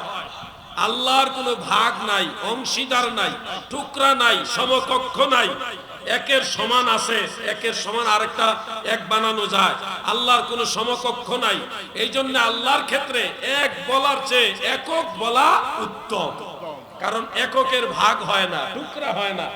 এই বিষয়গুলি মনে রাখবেন। এই জন্য বুঝতে পারছেন তো আপনারা নাকি? না পেঁচ লাগার তো কোনো কায়দা নাই নাকি? আমরা কোরআনকে সংবিধান বলি না। আমাদের অনেক ভাইয়েরা জুসে অথবা হুসে আল্লাহর কোরআনকে সংবিধান বলে, কিন্তু আমরা সুন্নি মুসলমানরা সংবিধান বলি না। কারণ সংবিধানের মধ্যে পরিবর্তন হয়, পরিবর্তন হয়, সংশোধনও হয়। সংসদের মাঝে আইন পাশের মাধ্যমে একটা নিয়মতান্ত্রিক পদ্ধতিতে সংবিধান পরিবর্তন হয়, পরিবর্তন হয়, কিন্তু কোরআনুল কারীম কিয়ামত পর্যন্ত কেউ পরিবর্তন করতে পারবে না। এই কোরআনের হেফাজত করার দায়িত্ব আল্লাহ নিজে নিয়েছেন। যেই কোরআনের পরিবর্তন নাই, সংশোধন নাই, যেইভাবে আল্লাহ দিয়েছে এইভাবে কিয়ামতের আগে আল্লাহ তুলে নেবে। সেই কোরআন সংবিধান নয়, ওটা মানব জাতির বিধান। সুবহানাল্লাহ। এগুলি ছোট ছোট পয়েন্ট, কিন্তু এগুলির মধ্যে অনেক গুরুত্ব বহন করে থাকে। যুবক ভাইয়েরা গো, এবার আসো আমরা একটু সামনে আগাই। সূরা কাহাফের 110 নম্বর আয়াতে কুল শব্দের মিনিংটা আমরা বুঝলাম। হাবিব আপনি বলুন, এটা আপনি বললেই মানাবে, এই জন্য আপনি বলুন। এবং আনা বাশারুম মিসলুকুম, আমি তোমাদের মতো মানুষ, এই কথাটা হাকিকতে আমাদের মতো মানুষ বুঝায় নাই। এই কথাটা বিনয় প্রকাশের জন্য বোঝানো হয়েছে। নবীজি সাহাবীদের সামনে নম্রতা প্রকাশের জন্য বোঝানো হয়েছে। প্রশ্ন হবে, জিহাদি ভাই, আল্লাহর নবী এটা যে বিনয় নম্রতার জন্য বলেছে, এটার কোনো দলিল আসেনি? আমি বলবো হ্যাঁ ভাই, দলিল আছে। সাহাবীদের মধ্যে রাইসুল মুফাসসিরিন যিনি, আলেম ভাইরা আপনারা বললেন না, আপনারা বলবেন না, আমি যুবকদের একটু ব্রেইনে লাড়া দিতে চাই। সাহাবীদের মধ্যে রাইসুল মুফাসসিরিন এই উপাধিওয়ালা সাহাবীর নাম কি? আপনি বলেন না। একজন বলছে আবু বকর সিদ্দিক রাদিয়াল্লাহু আনহু, হয় নাই? আলেম ভাইরা বললেন না প্লিজ। যুবক ভাইরা বলো, সাহাবীদের মধ্যে রাইসুল মুফাসসিরিন এই লকবদারি সাহাবীকে? জোরে বলো। তার মানে বোঝা যাচ্ছে 2-4 জন জানলেও তারা কনফিউশনে আছে, বলতে চাচ্ছে না। আর আলেমদের তো আমি নিষেধই করছি বলার জন্য, আলেমরা জানে। সাহাবাই কেরামের মাঝে রাইসুল মুফাসসিরিন মানে সমস্ত মুফাসসির সাহাবীদের মধ্যে উনি সর্বসেরা, সর্বশ্রেষ্ঠ, রাইস, প্রধান। ওই সাহাবীর নাম হলো হযরত আব্দুল্লাহ ইবনে আব্বাস রাদিয়াল্লাহু তাআলা আনহুমা। সংক্ষেপে আপনি বলতে পারেন ইবনে আব্বাস, ইবনে আব্বাস রাদিয়াল্লাহু আনহুমা। উনি নবীজির আপন চাচাতো ভাই লাগেন, আপন চাচাতো ভাই। এবং সাহাবীদের মধ্যে উনি একজন ফকিহ, একজন মুফতি সাহাবী, এবং সাহাবীদের মধ্যে উনি তাফসীরের জগতে যত মুফাসসির সাহাবী আছে তাদের মধ্যে রাইসুল মুফাসসিরিন সেই আব্দুল্লাহ ইবনে আব্বাস রাদিয়াল্লাহু তাআলা আনহুমা সূরা কাহফের 110 নম্বর আয়াতের তাফসীর করতে গিয়ে কুল ইন্নামা আনা বাশারুম মিসলুকুম, এই আয়াতের তাফসীর করতে গিয়ে বলেছেন তাবিঈদের মধ্যে ফকিহ তবকার একজন তাবিঈ রয়েছে হযরতে হাসান বসরি রাহমাতুল্লাহ আলাইহি। উনি মাওলা আলী রাদিয়াল্লাহু আনহুর জবানের থুতু মুবারক শিশুকালে পান করেছিলেন। সুবহানাল্লাহ, সুবহানাল্লাহ। সেই হাসান বসরি রাহমাতুল্লাহ আলাইহি তিনি এই আয়াত দুই জায়গায় কোরআন শরীফে আছে, একটা হলো সূরা হামিম সাজদা 6 নম্বর আয়াত, আর যেটা আমি আপনাদের বারবার পড়ে শুনিয়েছি এটা হলো সূরা কাহফের 110 নম্বর আয়াত। দুইটা আয়াত প্রায় সেম, শুধু শেষের অংশটা একটু বেশ কম আছে। আমার দাদু গো, এই দুই আয়াত অর্থাৎ কুল ইন্নামা আনা বাশারুম মিসলুকুম, এই আয়াতের তাফসীর করতে গিয়ে রাইসুল মুফাসসিরিন হযরত আব্দুল্লাহ ইবনে আব্বাস রাদিয়াল্লাহু তাআলা আনহুমা এবং ফকিহ তবকার তাবিঈ হযরত হাসান বসরি রাহমাতুল্লাহ আলাইহি দুইজনে বলেছেন তাফসীরে কবীরের মধ্যে, তাফসীরে খাজানের মধ্যে, তাফসীরে বাগাবীর মধ্যে, অন্যান্য তাফাসিরের মধ্যে এই কথাগুলি স্পষ্ট উল্লেখ রয়েছে। আমার নবীজি আনা বাশারুম মিসলুকুম এটা বলেছে লিতাওয়াদু, বিনয় প্রকাশের জন্য। অতএব আলাউদ্দিন জিহাদি বানায়া অনুমানে কথা বলে নাই রে। সাহাবীরা তাবিঈরা এই আয়াতের আলোকে যা বলেছে আপনাদেরকে এই পাপী গুনাহগার ওইটাই শোনাচ্ছে। আমার নবী বলেছে আমি তোমাদের মতোই মানুষ, এই কথা মূলত আমাদের মতোই বুঝানোর জন্য বলে নাই রে। এটা ছিল আল্লাহর নবীর বিনয় প্রকাশ করা। আমার দাদু ভাইরা বিষয়টা আরো ক্লিয়ার করে দেই। আপনাদের মা নিশ্চয়ই আছে, অনেকের হয়তো বেঁচে নেই। মাহফিল শেষ করে বাড়িতে গিয়ে দরজার কিনারে দাঁড়িয়ে যদি বলেন মা, ও মা দরজা খোলেন, মা জননী যত দ্রুত সম্ভব দরজাটা খুলে দিবে। কিন্তু আপনি যদি মা না বলে, মাকে মা না বলে একটু ঘুরিয়ে বলেন আব্বার স্ত্রী দরজা খুলেন, মা দরজা খুলবে বটে কিন্তু মা কষ্ট পাবে। মাকে মা বললেই মা খুশি হয়, মাকে আব্বার স্ত্রী বলাটা উচিত না। আপনাদের দৃষ্টিতে কি বলেন? কথাটা ঠিক, আপনার মা আপনার আব্বার স্ত্রী সত্য, কিন্তু সন্তান হিসেবে এই কথা আপনার মুখে মানায় না। আমি বোঝানোর জন্য আরেকটা উপমা আপনাদের সামনে নিয়ে আসি। আপনাদের নিশ্চয়ই মায়ের ভাই মামা নিশ্চয়ই আছে, না থাকলেও আশেপাশে তো আছে। এই মামাকে যদি মামা বলে ডাকেন মামা খুশি হবে, কিন্তু মামাকে যদি ঘুরিয়ে বলেন আব্বার শ্যালক বা আব্বার শালা ভাত খাইতে আসেন, মামা খাবে আসবে কিন্তু মামা কষ্ট পাবে। কথাটা আপনি ভুল বলেননি, আপনার মামা আপনার বাবার শ্যালক লাগে, কথা ঠিক, কিন্তু ভাগিনা হিসেবে আপনি যদি এই কথাটা বলেন মামা খুশি হবে না। মামাকে আব্বার শালা এইভাবে ডাকা উচিত নয়, মামাকে মামা বলে ডাকা শোভা পায়, মানায়। মাকে আব্বার স্ত্রী ওইভাবে বলা ঠিক নয়, উচিত নয়, বরং মাকে মা হিসেবে বলা উচিত। ঠিক তেমনি ভাবে দয়াল নবী আমাদের মতো মানুষ, এই নজরে দেখা ঠিক নয়, আল্লাহর নবীকে আল্লাহর নবীর নজরে দেখা ঠিক। কথা বলেন ঠিক কিনা? এইখানেই বুঝার বিষয়। আমার নবীজি বাসা, এটা আমাদের আকীদা। নবীজি বেমিসাল বেনজির বাসা, শরহে আকায়েদে নাসাফি সহ আকায়েদের সব কিতাবে এটা উল্লেখ আছে। ফতোয়া আলমগীরের মধ্যে আছে, কেউ যদি বলে নবী জিন নাকি ইনসান নাকি ফেরেশতা আমি জানি না, লা আদরি এই শব্দটা বলে, তাহলে সাথে সাথে সে কাফের হয়ে যাবে, ঈমান হারা হয়ে যাবে। তার মানে নবীজির বাশারিয়াতকে অবশ্যই মানতে হবে, অস্বীকার করা যাবে না। নবীজির বাশারিয়াত হলো বেমিসাল বেনজির। সৃষ্টি জগতে নবীজির বাশারিয়াতের সাথে তুলনা দেওয়ার মতো কোনো বাশার নাই। প্রিয় ভাই আমার, এখানে এসে আমাদের অনেক ভাইরা বিভ্রান্ত হয় যে নবী করিম সাল্লাল্লাহু আলাইহি ওয়াসাল্লাম বাশার, মানে ওই যে আয়াতে কারিমা কুল ইন্নামা আনা বাশারুম মিসলুকুম, নবী গো আপনি বলুন আমি তোমাদের মতো মানুষ, তোমাদের মতো বাশার। এই বাশারের অর্থ ওনারা করে নবী আমাদের মতো মাটির তৈরি মানুষ। অনেকেই অর্থটা করে। বাশার অর্থ ওনারা ধরে নেই মাটির তৈরি মানুষ। কিসের তৈরি? মাটির তৈরি। কিন্তু এখানে মাটির কথা কোরআনে নাই। মাটির তৈরি হতে হবে, হয়েছে, এই ধরনের কথা কোরআনে নাই। কিন্তু যত ওয়াহাবি নজদি দেখবেন তারা গণহারে এই আয়াতের বাশার শব্দ থেকে মাটির তৈরি মানুষ এটা অর্থ নেয়। কোরআনে কিন্তু ভুল নাই, ভুল হলো বুঝার মধ্যে। কোরআনে আছে বাশার, আনা বাশারুম মিসলুকুম, আমি তোমাদের মতো বাশার। আর তারা ধরে নেয় বাশার মানেই হলো মাটির তৈরি। এটার পিছনে হাকিকত আছে, কিল্লতে ইলম, কিল্লতে ফাহাম। এই দুইটা অভাবের কারণে কিছু মানুষ এই বাশারকে মাটির তৈরি মানুষ এই অর্থ গ্রহণ করেন। যার প্রমাণ হিসেবে আপনাদেরকে তুলে ধরবে সূরা সোয়াদ আয়াত নম্বর ৭১। আয়াত নম্বর ৭১।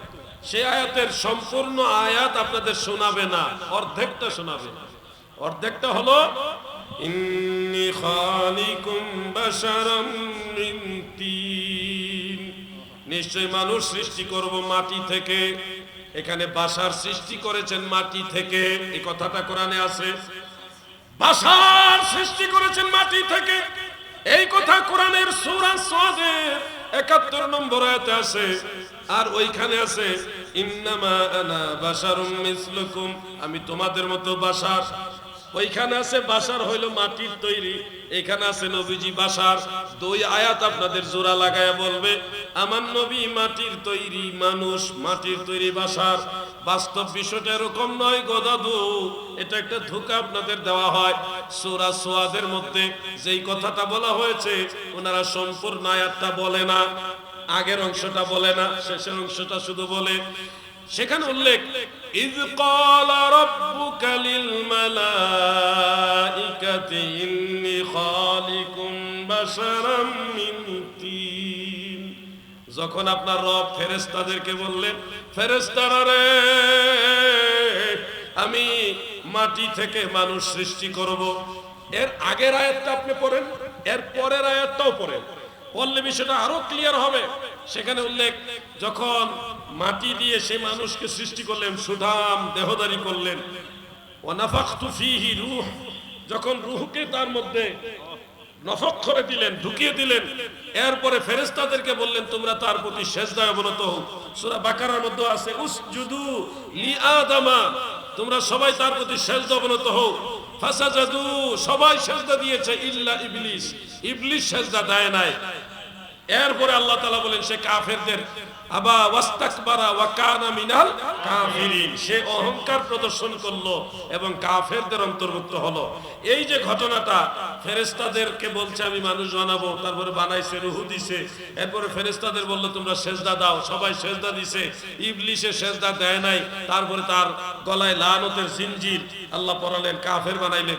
এই ঘটনাটা আমরা সবাই জানি বাবা আদম আলাইহিস সালামের সাথে জড়িত ঘটনা। এটা জানা আছেনি আপনারা? সমস্ত ফেরেশতাদেরকে দিয়ে কাকে সেজদা করানো হয়েছিল? আদমের প্রতি। আদম ছিল কেবলা, সেজদা করেছে নূরে মুহাম্মাদিকে। আদম ছিল কেবলা, আরেকটা মতে সেজদা করেছে আল্লাহ তাআলাকে, কিন্তু কেবলা হলো আদম। তো এই যে সেজদার ঘটনাটা বা মাটি দিয়ে মানুষ বানানোর ঘটনাটা, রূহ দেওয়া, তারপর সেজদার ঘটনা, এটা হলো পুরাটাই বাবা আদম আলাইহিস সালামের ঘটনা। অর্থাৎ যেই বাশারকে মাটি দিয়ে আল্লাহ তাআলা সৃষ্টি করেছেন ওই বাশার আমরা সবাই না, আমাদের নবী তো না, আমরাও না, ওই বাশার হলো বাবা আদম আলাইহিস সালাম। সেই আদম নবীর আয়াত নিয়ে জোড়া লাগাইছে আমাদের নবীর আয়াতের সাথে, লাগায় আপনাকে বুঝাবে যে দেখেন বাশার বানাইছে আল্লাহ মাটি দিয়ে, আর নবীজিও বাশার, অতএব নবীজি মাটির তৈরি বাশার। এমন ভাবে আপনাকে বুঝাবে, তাদের ভাষা সুন্দর, বিশুদ্ধ বাংলা বলে, স্লোলি কথা বলে, আস্তে আস্তে কথা বলে, আর আমরা তো গলা হইল বুমবাস্টিং গলা, কথা বলি জুড়ে, আবার আঞ্চলিক শব্দ আসে, সবকিছু মিলিয়ে আমাদের ভাষা তাদের ভাষা বেশ কম। এটারও কারণ আছে, শেষ জামানায় যারা বাতিল হবে, খারিজি হবে, তাদের ব্যাপারে নবীজি বলছে লিসানুহুম লিসানুল আরব, তাদের জবান হবে আরবীয় জবানের মতো, মানে খুব সুন্দর ভাষার অধিকারী হবে। আর ওয়া কুলুবুহুম কুলুবুল আযিম, তাদের কাল্ব হবে অনারবীদের মতো, মানে বাইরে লেবাসে ভাষায় বোঝা যাবে অনেক ভালো মানুষ তারা, অনেক সঠিক মানুষ তারা, কাজে কর্মে ভিতরে তাদের নোংরামি এবং হিংস্রতা, খারিজিয়াতের ভাব এটা প্রমাণ হবে। এই জন্য যারা বাতিল হয় তাদের ভাষার মাধুর্যতাটা একটু বেশি হয়, সুন্নিদের মধ্যে আছে এরকম, থাকলেও তাদেরটা একটু বেশি। এই জন্য ভাষা দিয়ে হক বাতিল নির্বাচন করবেন না। আল্লাহ জ্ঞান দিয়েছে, এই জ্ঞান অনুযায়ী আমি তো দুইটা আয়াতে আপনাদের বললাম, কোনোটা তার গোপন করলাম না। এবার আসেন ইন্নামা আনা বাশারুম মিসলুকুম, এই বাশার কোরআন শরীফে হাদিস শরীফে টোটাল 5 ভাবে সৃষ্টি করার কথা আল্লাহ তাআলা এবং দয়াল নবীজি উল্লেখ করেছেন। কয় ভাবে? সব বাশার এক রকম ভাবে সৃষ্টি না। বাবা আদম আলাইহিস সালাম বাশার, তিনি বাশার, বরং আবুল বাশার, তিনি সব বাশারের বাবা, তিনি সরাসরি মাটির তৈরি বাশার। সুবহানাল্লাহ বলেন। এবার আসেন বাবা আদম আলাইহিস সালামের স্ত্রী আমাদের আদি মাতা হযরতে হাওয়া আলাইহাস সালাম, তিনিও কিন্তু মানুষ, কিন্তু উনি সরাসরি মাটির তৈরি মানুষ না, উনি বাবা আদমের বাম পাজরের নরম বাঁকা হাড্ডি দিয়ে তৈরি বাশার। সুবহানাল্লাহ। এটা কোরআনেও আছে ইঙ্গিতে এবং হাদিসে বুখারীতেও আছে। তার মানে আদম নবী হলো ডাইরেক্ট মাটির তৈরি, কিন্তু আদমের স্ত্রী মা হাওয়া আলাইহাস সালাম তিনি ডাইরেক্ট মাটির তৈরি না, উনি হাড্ডির তৈরি। দুই রকম বাশার আমরা এখানে পেয়ে গেলাম। 3 নম্বরে বাশার হলো আমরা যারা আছি আদম সন্তান, বনি আদম, আমাদেরকে আল্লাহ তাআলা বানাইছে যার যার পিতামাতার শুক্রাণু ডিম্বাণু দিয়ে, নুতফা দিয়ে। কুরআনুল কারীমের 12টি আয়াতের মধ্যে এই কথাটা আল্লাহ তাআলা উল্লেখ করেছেন, উপস্থাপন করেছেন। একটা আয়াত আমি আপনাদেরকে শোনাচ্ছি, সূরা ইয়াসিন, সূরা ইয়াসিন, সেটা আয়াত নম্বর হলো 77। সেখানে আল্লাহ তাআলা বলেন, আওয়ালাম ইয়ারাল ইনসানু আন্না খলাকনাহু মিন নুতফাতিন ফাইযা হুয়া খাসীমুম মুবিন। মানুষ কি দেখে না, মানুষ কি ভাবে না যে আমি আল্লাহ, নিশ্চয় আমি আল্লাহ তাকে নুতফা থেকে সৃষ্টি করেছি। আন্না খলাকনাহু মিন নুতফাতিন, নুতফা থেকে আমি তাদেরকে সৃষ্টি করেছি। মানুষকে আল্লাহ বানাইছে নুতফা থেকে। নুতফা শব্দটা আরবি, যার বাংলা অর্থ হলো শুক্রবিন্দু, শুক্রাণু এবং ডিম্বাণু। আজকে এই অত্যাধুনিক সায়েন্সের যুগে, বিজ্ঞানের যুগে এটা আলাদা করে আপনাদের বোঝানো প্রয়োজন নেই, আপনারা কম বেশি সবাই জানেন। বাবার শুক্রাণু, মায়ের ডিম্বাণু জরায়ের মধ্যে 40 দিন থেকে এটা ছোট্ট একটা রক্তপিণ্ড হয়, তারও পরে আরো 40 দিন পরে ছোট্ট একটা গোস্তের টুকরা হয়, এরও পরে এটা ছোট্ট একটা বডি আকার আস্তে আস্তে ধারণ করে 5 মাস বয়সে তখন এটা পূর্ণাঙ্গটা মানব রূপে মায়ের শরীরের ভিতরে প্রকাশ হয়। মূলে হলো সেই নুতফা। নুতফা মানে শুক্রাণু, ডিম্বাণু। দাদু, আমরা 5 রকম বাশারের কথা জানবো, এর মধ্যে অলরেডি 3 রকম বাশার পেলাম। 3 প্রকার বাশার এক জাতে সৃষ্টি না, এক রকমের সৃষ্টি না, একভাবে সৃষ্টি না। এক বাশার বাবা আদম, তিনিও বাশার, কিন্তু উনি ডাইরেক্ট মাটির তৈরি বাশার। খালাকাহু মিন তুরাবিন, আল্লাহ তাকে সরাসরি মাটি থেকে সৃষ্টি করেছেন। আর বাবা আদম আলাইহিস সালামের স্ত্রী মা হাওয়া আলাইহাস সালাম, তিনাকে আল্লাহ বানাইছে হাড্ডি দিয়া, হাড় দিয়া, হাড়। আর আমরা যারা বনি আদম, আমাদেরকে মাটি দিয়েও বানায় নাই, হাড় দিয়েও বানায় নাই, আমাদেরকে আল্লাহ তাআলা বানাইছে পানি দিয়া। পানি মানে নুতফা দিয়া, শুক্রাণু ডিম্বাণু দিয়া, পানি দিয়া বানাইছে। প্রিয় ভাই আমার, এবার আসুন চতুর্থ বাশার হযরতে ঈসা আলাইহিস সালাম, তিনিও মানুষ ছিলেন, আল্লাহ রাসূল ছিলেন, যার উপরে ইনজিল কিতাব নাজিল হয়েছে। ঈসা রূহুল্লাহ আলাইহিস সালাম, তিনি মাটির তৈরিও না, তিনি হাড্ডির তৈরিও না গো, তিনি নুতফার তৈরিও না, কারণ ওনার বাবা নাই। আমার আল্লাহ ঈসা নবীকে বাবা ছাড়াই তৈরি করেছেন। পবিত্র কোরআনে সূরা মারিয়াম সহ আরো কয়েক জায়গায় উল্লেখ রয়েছে, হযরতে জিবরিল আমিন আলাইহিস সালাম তিনি বিবি মারিয়াম আলাইহাস সালামের ঘরে এসে বললেন যে তোমার এক নেক সন্তান হবে, কিভাবে হবে, আমাকে কোনো পুরুষ স্পর্শ করে নাই। অতঃপর তিনি বললেন আল্লাহ চায়, এই কারণে হবে। বিবি মারিয়াম আলাইহাস সালামের মুখের মধ্যে জিবরিল আমিন ফু দিলেন, সেই ফুৎকারের সাথে ঈসা নবীর রূহ মায়ের গর্ভে সঞ্চালিত হয়েছে। সেই রূহ থেকে ঈসা নবী সরাসরি মানব রূপে দুনিয়াতে প্রকাশ হয়েছে। দাদু গো, ঈসা নবীও মানুষ ছিলেন, আল্লাহর রাসূল ছিলেন, কিন্তু মাটির তৈরিও না, তিনি নুতফার তৈরিও না, হাড্ডির তৈরিও না, তাহলে তিনিও মানুষ। আল্লাহ ওনাকে ডাইরেক্ট রূহ থেকে মানুষ বানাইছে। এই হলো 4 সিস্টেম মানুষ। 5 নম্বরে হলো মুহাম্মদ মুস্তাফা সাল্লাল্লাহু আলাইহি ওয়াসাল্লাম, আমাদের দয়াল নবীজিও বেমিসাল বেনজির মানুষ, বাশার। কিন্তু আদম নবী যখন ছিল না, বিবি হাওয়াও যখন ছিল না, ইব্রাহিম নবীও যখন ছিল না, ঈসা নবীও যখন ছিল না, কেউ আমরা যখন ছিলাম না, আমার দয়াল নবী সেই সময়কে মিন করে বলতেছেন, আন আবি হুরায়রা রাদিয়াল্লাহু তাআলা আনহু قال قال رسول الله صلى الله عليه وسلم كنت اول الناس في الخلق واخرهم في البعث। ইমাম ইবনু আদি তার আল কামিল ফি দুআফাই রিজালে সহিহ সনদে হাদিস খানা উল্লেখ করেছেন। আমার দয়াল নবী বলেন, উম্মতেরা শুনো,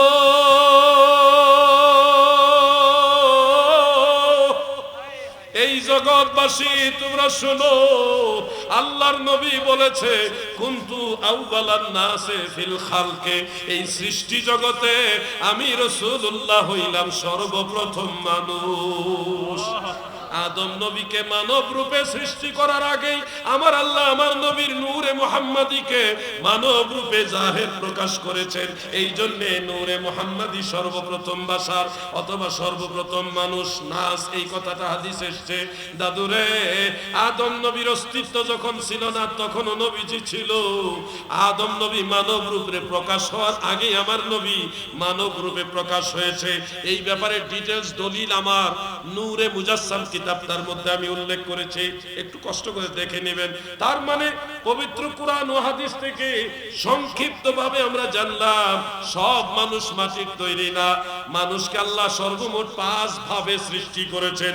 এর মধ্যে আমার নবী হলো নূরের মানুষ, তিনি বেমিসাল বেনজির বাশার, কিন্তু সৃষ্টিগতভাবে নূরে মুহাম্মাদির বাশার। অতএব আমরা বুঝলাম কোরআনে সূরা কাহাফের 110 নম্বর আয়াতে যে কথাটা আল্লাহ তাআলা বললেন, ইন্নামা আনা বাশারুম মিসলুকুম, এই বাশার মানে মাটির তৈরি বোঝায় না, বাশার মানে মানুষ বোঝায়। সেটা মাটির তৈরি হতে পারে, বাশার দিয়ে নুতফার তৈরি হতে পারে, বাশার দিয়ে নূরের তৈরিও হতে পারে। আমি বুঝানোর জন্য আরেকটা উদাহরণ নিয়ে আসি। এই খেয়াল করেন যুবক ভাইরা, আমি শুরুতেই বলছি আলোচনাটা কঠিন আলোচনা, আপনারা মনোযোগ না দিলে বুঝবেন না। যথেষ্ট মনোযোগ আছে আপনাদের, কিন্তু এরপরও আমি চাই আরো ভালোভাবে মনোযোগ দেন।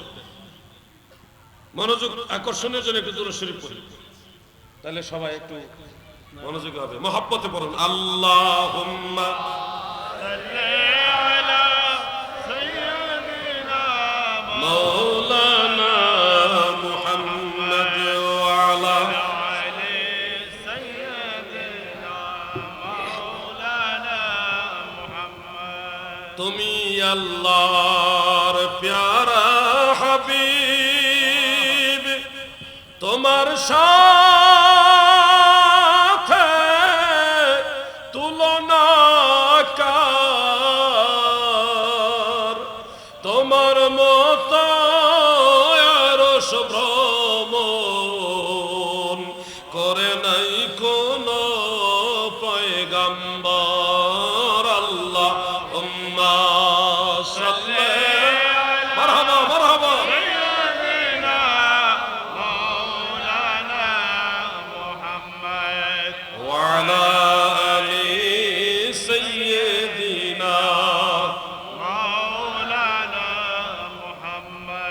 দাদু ভাইরা, যে কথাটা আমি বুঝাতে যাচ্ছি, বাশার মানে মাটির তৈরি নয়। ইন্নামা আনা বাশারুম মিসলুকুম, এই আয়াত থেকে বাশার শব্দ নিয়েই যারা মাটির তৈরি প্রমাণ করার চেষ্টা করেন তাদের উদ্দেশ্যে বলছি, কুরআনুল কারীমের মধ্যে উল্লেখ আছে বাশার 3 রকম হয়। মাটির তৈরি হয়, নূরের তৈরি হয়, নুতফার তৈরি হয়। 3 রকম বাশারের কথা কোরআনের মধ্যে আমার আল্লাহ উল্লেখ করেছেন। একটা বাশারের কথা একটু আগে আপনারা জেনেছেন, এটা হলো ইন্নী খালিকুম বাশারাম মিন তিন, আমি বাশার সৃষ্টি করেছি মাটি থেকে। এই বাশার হলো হযরত আদম আলাইহিস সালাম। এই এক বাশারের কথা আমরা পেলাম। পবিত্র কোরআনে আপনি নুতফার তৈরি বাশারের কথাও পাবেন। আমার জানা মতে নুতফা থেকে বাশার সৃষ্টির কথা কোরআনের 12 জায়গায় আছে। এর মধ্যে সবচেয়ে স্পষ্ট একটা আয়াত হলো সূরা ফুরকান আয়াত নম্বর 54। সূরা ফুরকান আয়াত নম্বর 54, সেখানে আল্লাহ তাআলা একটা সুন্দর কথা বলেছেন। আমি আয়াতটা বের করি, আমার যেহেন থেকে সম্পূর্ণ আয়াতটা ছুটে গেছে, একটু মনে আছে আর পুরাটা মনে নাই। একটু দুরূদ শরীফ পড়েন, আপনারাও বের করে নেন, দেখেন আপনারাও স্বচক্ষে দেখে নিলে আপনাদের ঈমানি নূর বাড়বে।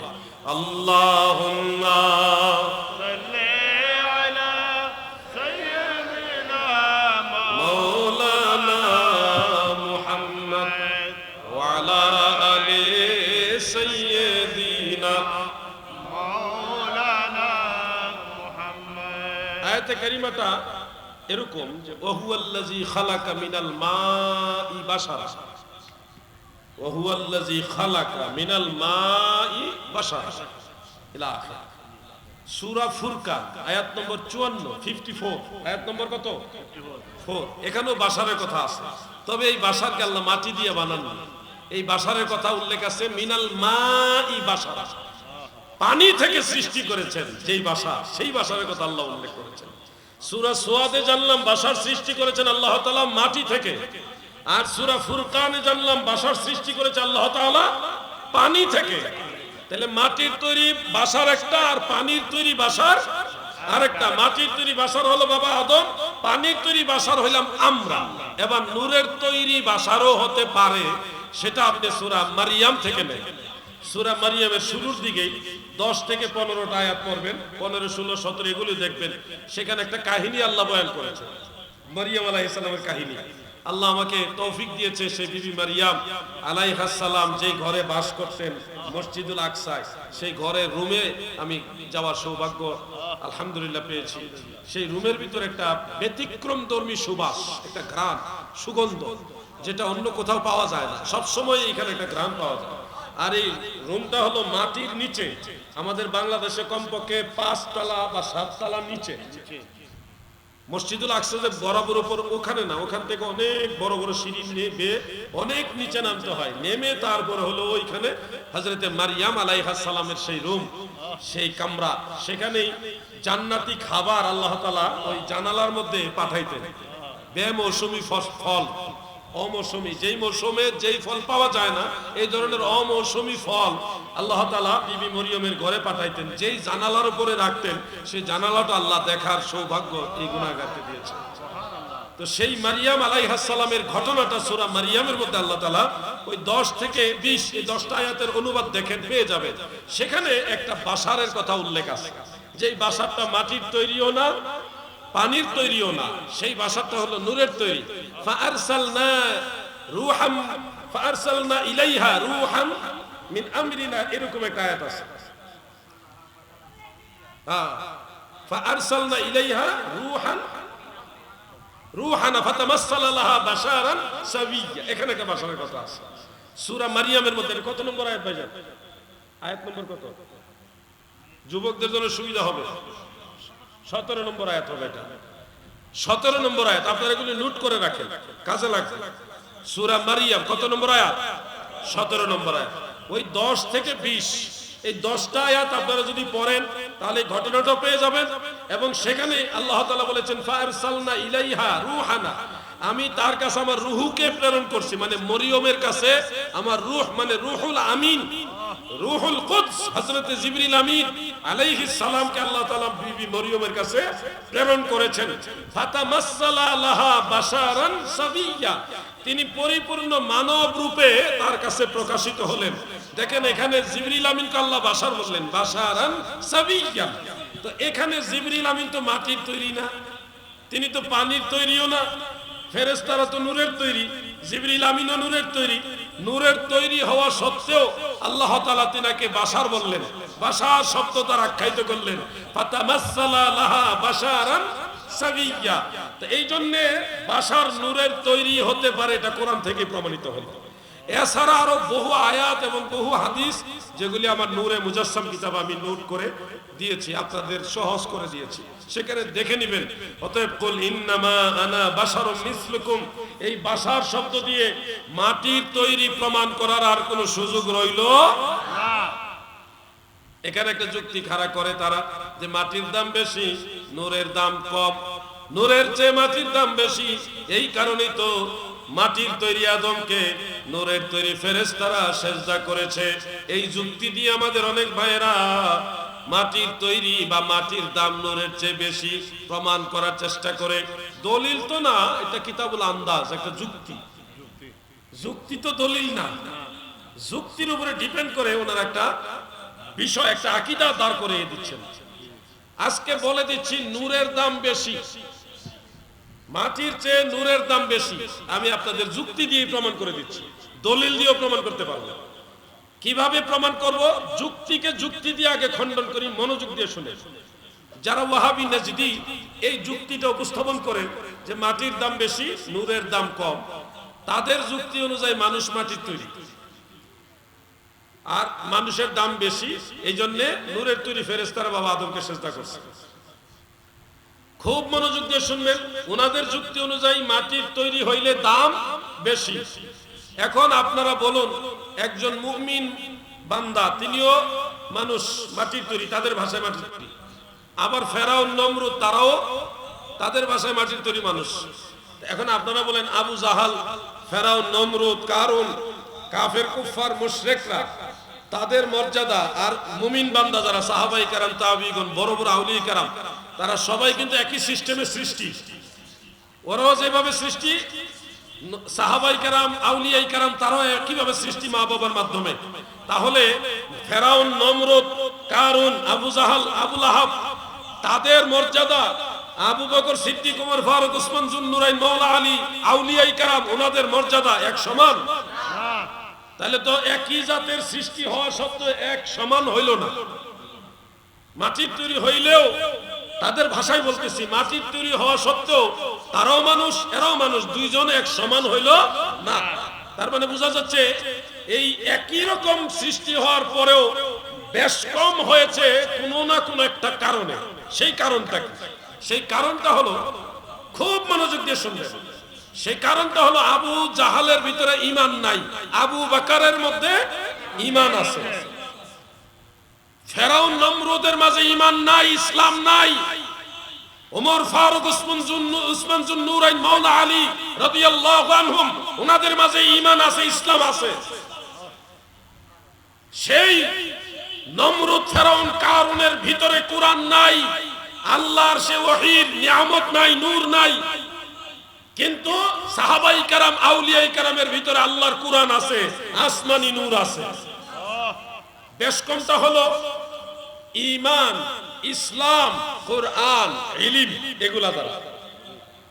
ঈমান আবু জাহেলের নাই, কিন্তু হযরত আবু বকরের ঈমান আছে। ঈমান দ্বারা পার্থক্য হয়েছে, কিন্তু সৃষ্টিগতভাবে তাদের দৃষ্টিতে আমরা বোঝানোর জন্য বলছি, তারা যেভাবে সৃষ্টি উনিও এভাবে সৃষ্টি। ফেরাউনের ভিতরে ইসলাম নাই, আসমানি কিতাবের নূর নাই, মানে কুরআন নাই, বোঝানোর জন্য বলছি। কিন্তু আবু বকর সিদ্দিক, ওমর ফারুক, তিনাদের ভিতরে সেই নিয়ামত, ইসলামও আছে, ঈমান আছে, কোরআনও আছে। বেশ কমটা হয়েছে ইসলাম, ঈমান, কোরআন, এই তিনটা জিনিস দিয়ে আমি বলি। এবার আপনারা জানেন আল ঈমানু নূরুন ওয়াল ইসলামু নূরুন ওয়াল কুরআনু নূরুন। ঈমান নূর, ইসলাম নূর, কোরআনও নূর। এই নূর থাকার কারণে আবু বকর সিদ্দিক, ওমর ফারুক, উসমান যুন্নুরাইন, মাওলা আলী, সাহাবাই কেরাম, আউলিয়াই কেরামের মর্যাদা বেশি। আর এই নূর না থাকার কারণে ফেরাউন, নমরুদ, কারুন, আবু জাহেল, আবু লাহাব, কাফের কুফার মুশরিকদের মর্যাদা নাই। বেশ কমটা হয়েছে নূর থাকা আর না থাকার কারণে, মাটি হওয়ার কারণে না। হযরত আদম আলাইহিস সালামের মর্যাদা সমস্ত ফেরেশতাদের চেয়ে বেশি হয়েছে দুই কারণে। বলেন কয় কারণে? দুই কারণে। এক নম্বর কারণ হলো তাফসীরে কবীরের মধ্যে ইমাম ফখরুদ্দীন রাজি রাহমাতুল্লাহ আলাইহি উল্লেখ করেছেন, তিলকার রাসূলের তাফসীরে, আদমের কপালে নূরে মুহাম্মাদি ছিল। সেই নূরে মুহাম্মাদির কারণে ওনার মর্যাদা আল্লাহ আরো বাড়ায় দিয়েছে, সুবহানাল্লাহ বলে। দুই নম্বর কারণ হলো হযরত আদম ছিলেন নবিউল্লাহ এবং রাসূলুল্লাহ, তিনি আল্লাহর নবী ছিলেন, আল্লাহর রাসূল ছিলেন। নবী এবং রাসূল যারা হয় তাদের মর্যাদা এমনিতেই সব ফেরেশতাদের চাইতে বড় হয়, সুবহানাল্লাহ বলে। এই জন্য এই দুই কারণে হযরত আদম সকল ফেরেশতাদের চাইতে বড় হয়েছে, সম্মান বেশি পেয়েছে। মাটি দিয়ে সৃষ্টি হয়েছে এই কারণে নয় গো দাদু, নূরের কারণে। নূরে মুহাম্মাদি এবং নবুয়ত রিসালত এটা একটা মহান সম্মান, এটা আরেকটা নূর। এই নূরের কারণে বাবা আদমের মর্যাদা বেড়েছে। আর নূর না থাকার কারণে অন্যদের মর্যাদা নাই, ওরকম নাই। দাদু তাহলে কি বুঝতে পারছেন যে কিসের কারণে মর্যাদা বাড়ে? জোরে বলুন, একটু সবাই বলেন। নূরের কারণে মর্যাদা বাড়ে। সেই নূর ঈমান, সেই নূর ইসলাম, সেই নূর কোরআন, সেই নূর আরো অনেক কিছু আছে। এই নূর যার কাছে আছে তার মর্যাদা বাড়ে, বৃদ্ধি পায়। নূর না থাকলে আবু জাহেল, উতবা, সাইবা, ফেরাউন, নমরুদ, কারুন, কাফের, কুফফার, মুশরিক যারা, ওই নূর না থাকার কারণে তারা অভিশপ্ত, তারা মালউন, তারা জাহান্নামী এবং কাফের। বিষয়টা কি ক্লিয়ার বুঝছেন না আপনারা সবাই? তাহলে ওই যুক্তি যদি এখন কেউ দেয় যে মাটির তৈরি হইলে দাম বেশি, নূরের তৈরির দাম কম, তাহলে এই যুক্তি আর চলবে না। শুনুন, এখানে একটা আকীদাও শিখে রাখেন। ফতোয়া আলমগীরের মধ্যে, এটা জিলদ আউয়ালের মধ্যে আছে, ইবনে আবিদিন শামী রাহমাতুল্লাহ আলাইহি তিনি উল্লেখ করেছেন, পৃথিবীর সমস্ত মানুষের চেয়ে, খুব খেয়াল করেন, সমস্ত মানুষের চেয়ে মুমিন বান্দাদের মর্যাদা বেশি। আর মুমিনের মর্যাদা সমস্ত সাধারণ ফেরেশতা যারা আছে, যারা ফেরেশতা, সাইরুল মালায়েকা, যারা সাধারণ ফেরেশতা, ব্রহ্মরত ফেরেশতা, এই ফেরেশতাদের চাইতে একজন মুমিন বান্দার মর্যাদা আল্লাহর কাছে আরো বেশি। সুবহানাল্লাহ। আপনার মর্যাদা মাটি দিয়ে তৈরি এই কারণে বেশি হয়নি, মুমিন হওয়ার কারণে বেশি হয়েছে। আর মুমিন হয়েছেন ঈমানের কারণে। ঈমান আনছেন বিধায় আপনি মুমিন, আর মুমিন হওয়ার কারণে নূরের ফেরেশতাদের চেয়ে আপনি দামি হয়েছেন। আপনি কিন্তু শুধু নুতফার তৈরি বা মাটির তৈরি ওই কারণে আপনি দামি হন নাই, আপনি মুমিন হওয়ার কারণে দামি হয়েছেন। নূরের ফেরেশতাদের চেয়ে আপনার দাম বেশি হয়েছে। বলেন কিসের কারণে? মুমিন হওয়ার কারণে। আর মুমিন হয় কি দ্বারা?